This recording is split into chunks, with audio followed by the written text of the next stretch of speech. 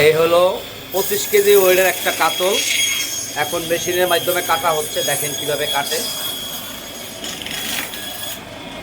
এই দেখেন মাছের কালারটা দেখেন, একদম তাজা রক্ত বেরোচ্ছে।